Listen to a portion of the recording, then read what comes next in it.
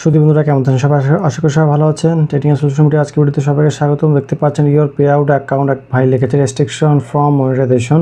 Pay out অ্যাকাউন্টের restriction হয়ে গেছে। তো আমি সেজন্য আপনাদের বহুবার বলেছি যে একটি আপনার যে অ্যাকাউন্টে মানে আর্নিংয়ের জন্য আপনারা কাজ করবেন এবং মনিটাইজেশন পেয়ে যাওয়ার সাথে সাথে নতুন একটি অ্যাডমিন মানে একটা পেজে আপনারা করবেন দুইটা অ্যাডমিন করে অ্যাড করে রাখবেন। যেমন একটা অ্যাডমিন যেমন এখানে কে এম ইকবাল, এটা Iqbal Hossain, Iqbal MD, Iqbal Hossain pay out account, অনেক বড় নাম ছিল। যাই হোক, এই অ্যাকাউন্ট যদি আরেকটা ফেসবুক অ্যাকাউন্ট অ্যাড করা যেত অ্যাডমিন হিসাবে, তাহলে কিন্তু সহজে আপনি পে আউটটা অ্যাক্সেস করতে পারতেন। এটা নষ্ট হলে সমস্যা নেই।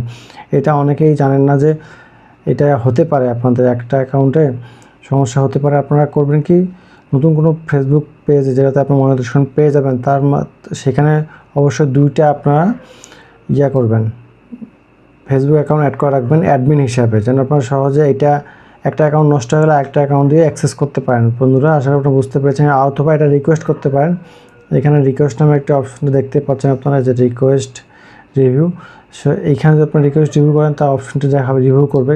আর এটা রিভিউ করলেও ওটা অ্যাক্টিভ করবে না, কারণ এখানে নামটা যে দেখা হচ্ছে, your name K M Iqbal Hossain Iqbal, তারপরে MD Iqbal Hossain pay out account was disable due to unusual activity.